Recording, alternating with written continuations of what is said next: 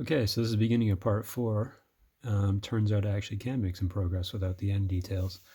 So what I've been doing is trying to put together the railings, and I've also put together some detail on the, I guess the box portion of this thing, and started painting the roof and doing some weathering before I can't access the areas because of the railings.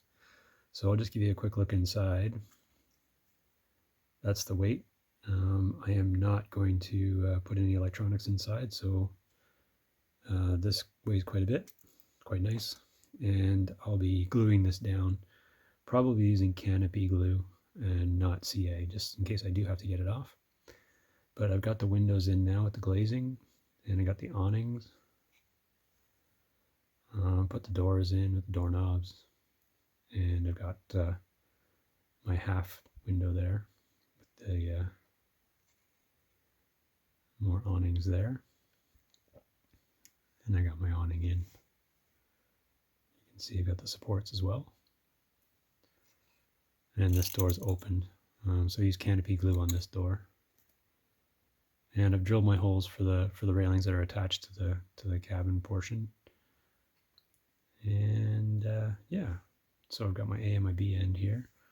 My B end has the door, it actually has the door open. So this is the way it goes. Put that back on. Okay, so as it turns out, the wire I had to use, which is this guy here, is nice and stiff and straight, but I thought it was brass wire. It's not, and it won't solder. So I've actually switched over to a very soft jeweler's 0.5 mil wire, which does solder, and I haven't soldered this joint yet, but I've drilled a hole and glued that in, and so all these are glued in, and I'm going to do the vertical supports after I get this soldered and all in place. It turns out I made a bit of a boo-boo.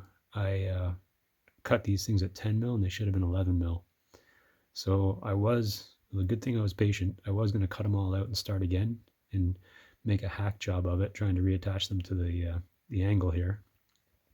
Instead, I decided to flare out the top using the same half mil stuff and put an angle on it. So you can see I've kind of got a transition going into the horizontal railing.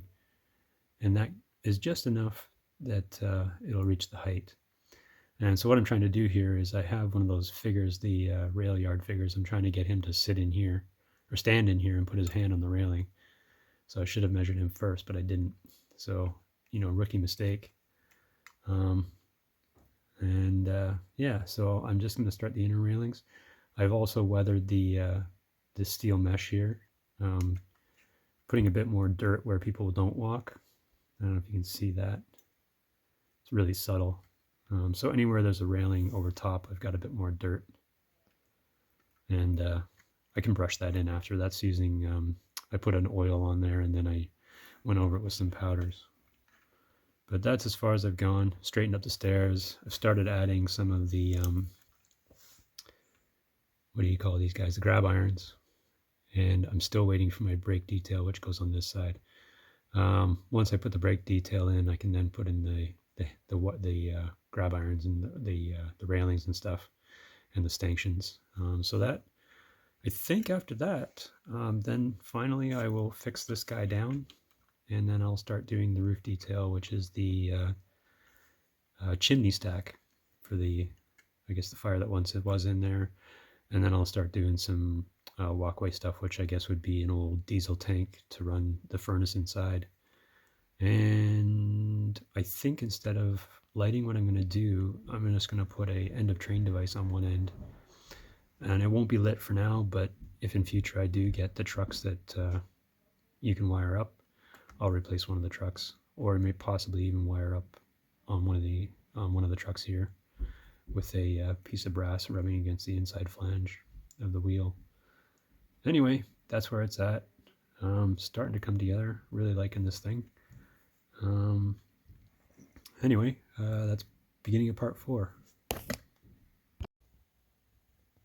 Okay, coming down to the last stanchion to put in for the internal stuff. I've pre-painted them double coat.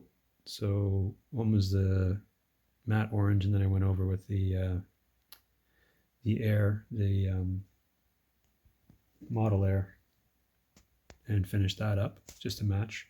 I've left the tops of these unpainted because I'm going to glue to those.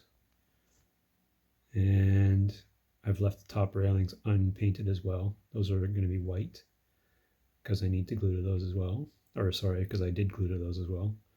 But yeah, most of the railings are in place. I've got the stanchions placed on the edge of that, so ready to go, and glued to the base. And I painted up to the box on both sides. So this should all come together, hopefully in the next little while. Okay, last shot before the top goes on. One thing I did learn putting these stanchions on the railings is attach this point first and then move over to this point and then do some final adjustments on your cuts for the stanchions in between. I started gluing from this end all the way around here and ended up with this guy sky high and not wanting to set down onto the deck. So yeah, do the start point and the end point, and then fill in between. Best way to do it. And yeah, I think it's going to go together quite nicely. So I've got all 4 corners done, and now I just have to fix this guy down and then do the final attachments. And then I'm waiting for the break end detail that should come in the mail in a few days. So, and then just paint the railings, and I think I'll decal it as well, and then off to the races. Okay, so I'm still waiting for my brake details to arrive in the mail, and there's a few more things I could do on the end in the meantime. So I've added a couple of grab irons to each end, and those are a store-bought. Didn't do my own bending on those, but the coupler cut lever is a piece of my sheet aluminum for the hanger, and that's bent, and it's got rivets in it from one of those wheels, the wheels that people use for material. I forget what you call them. Anyway, it puts little divots in the aluminum, and I custom bent my own coupler cut lever out of 0.3 millimeter brass wire. So that's the end detail there. And I also went ahead and built a diesel tank, and that is square evergreen tubing, and I cut it into a rectangle. So I cut one of the faces off and then just put some 10 thou plastic to cover it up. And I cut, I don't know if you can see the feet very well, that is an I-beam, an evergreen I-beam cut lengthwise, just to make some T-shaped feet. And then on top we've got some styrene rod, and the flange there was burnt with a lighter. So that's a 2-piece structure there. Drilled a hole and then fed it through and then glued it from the inside, so that's not going anywhere. And then I started doing some weathering. So this is just three colors of acrylic so far, and once I dull coat this whole thing, I will follow up with some oils and some powders. Oils and powders on the deck so far. I think it's looking pretty gnarly. And yeah, so that's where I'm at. Done the same to both ends. Obviously there's no oil tank on the other end. But yeah, liking this so far, and just doing a bit of touching up. I might even decal it if that stuff doesn't come in the mail soon.